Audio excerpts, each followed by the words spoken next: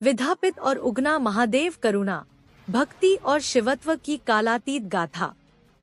इस सृष्टि में जितनी कहानियां जन्मी हैं, उनमें कुछ कहानियां केवल समय की धरोहर नहीं होती, वे भावों की धरोहर बन जाती हैं। ऐसी ही एक कथा है विधापित और उगना महादेव की। यह केवल एक साधारण भक्त और ईश्वर की कथा नहीं है, यह उस बंधन की कथा है जो आत्मा और परमात्मा के बीच अनकहे प्रेम और त्याग के सूत्र से जुड़ा होता है। दुआख की छाया में विधापित। बिहार की एक छोटी सी बस्ती में, जहां धरती भी दरारों से भरी थी और मन भी टूटे सपनों से, वहीं जन्मा था विधापित। नाम जैसा ही भाग्य विधि द्वारा पीड़ित, नियति से संघर्ष करता हुआ। वह निर्धन था, परंतु उसका मन बड़ा था। खेत खलिहान नहीं थे, पर भक्ति की खेती उसने बचपन से ही शुरू कर दी थी। उसके पिता बचपन में ही संसार छोड़ गए। माँ ने जैसे तैसे उसका पालन किया, पर वह भी बीमारी में एक दिन चली गई। विधापित पूर्णतः अनाथ हो गया।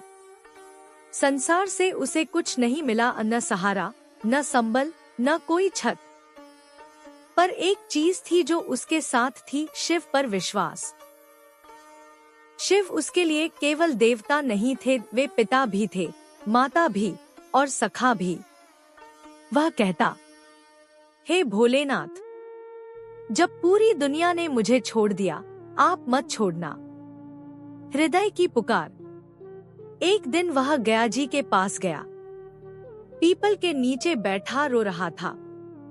लोग आते जाते रहे, पर एक साधु ने आकर उसके आंसू देखे और पूछा, बालक, तू इतना दुखी क्यों है? विधापित ने कहा, मुझे कोई नहीं चाहिए, मुझे बस मेरा शिव चाहिए। साधु मुस्कराया और कहा, तू शिव का पुत्र है, वो तुझे अवश्य मिलेंगे। पर याद रख, जो शिव को पाना चाहता है, उसे तप करना होता है, सेवा करनी होती है, और सबसे कठिन, उन्हें भूलना नहीं होता, चाहे संसार कितना भी पीड़ा दे। उस दिन से विधापित ने अपना जीवन भोलेनाथ की भक्ति को समर्पित कर दिया। भक्ति का दीप जल उठा। दिन भर गांव में मजदूरी करता, रात को शिव को याद करता। कभी रामायण गाता, कभी भोले की आरती। मिट्टी के दिए में तेल न हो, पर उसकी आंखों में भक्ति की लौ जलती थी। लोग उसका मजाक उड़ाते, कहते, अरे पगला है ये, शिव इसे क्या देंगे?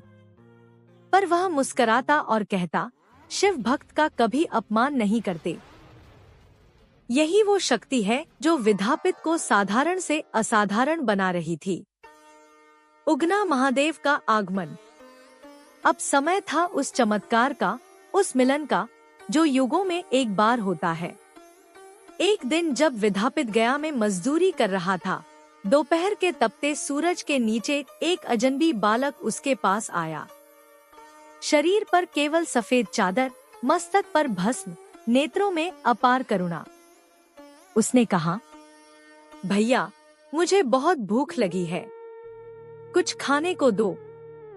विधापित के पास खुद खाने को कुछ नहीं था, पर उसके पास प्रेम था। उसने अपनी दिन भर की कमाई का पूरा खाना बालक को दे दिया और कहा, तू खा ले, मैं कल खा लूंगा। बालक ने हाथ जोड़े और बोला, आज से मैं तेरा भाई हूँ। मेरा नाम उगना है। और वहीं से शुरू होती है उगना महादेव की लीलाओं की यात्रा। शिव का स्वांग उगना बनकर। उगना उसके साथ रहने लगा, खेतों में काम करता, उसके लिए खाना बनाता और रात में उसके साथ शिव भजन गाता। विधापित को नहीं पता था कि उगना कोई साधारण बालक नहीं, स्वयं भोलेनाथ हैं, जिन्होंने अपने प्रिय भक्त की सेवा करने का व्रत लिया था। गांव में लोगों ने देखा कैसे विधापित का जीवन बदल गया, कैसे उगना हर जगह चमत्कार करता, बिना बीज बोए फसल उग जाती, बिना लकड़ी के आग जलती, बीमार को छूते ही वह स्वस्थ हो जाता। पहचान का संकट। एक बार गांव के जमींदार ने विधापित को झूठे आरोप में जेल भिजवा दिया। वह भूखा था, प्यासा था, पर उसे भरोसा था, उगना मुझे बचा लेगा। उसी रात उगना जेल पहुंचा और विधापित के सामने आया। भैया, चलो घर। विधापित चौंका, कैसे आया तू यहाँ? उगना बोला, जिनके साथ शिव हों, उन्हें कोई बांध नहीं सकता। जेल के दरवाजे अपने आप खुल गए। प्रहरी मूर्छित हो गया और विधापित बाहर आ गया। अब धीरे धीरे उसके मन में संशय जागा, उगना आखिर है कौन? शिव के असली रूप का प्रकट होना। एक दिन विधापित की आंखें खुल गईं। उसने उगना से कहा, भाई, तू कोई साधारण मानव नहीं। मुझे सच बता, तू कौन है? उगना मुस्कराया और धीरे धीरे उसकी देह से दिव्य प्रकाश निकलने लगा। त्रिशूल, डमरू, नाग, भस्म और बीच में शिव शंकर स्वयं प्रकट हो गए। विधापित रो पड़ा, हे प्रभु, आपने मेरे जैसे तुच्छ भक्त के लिए यह लीला रची?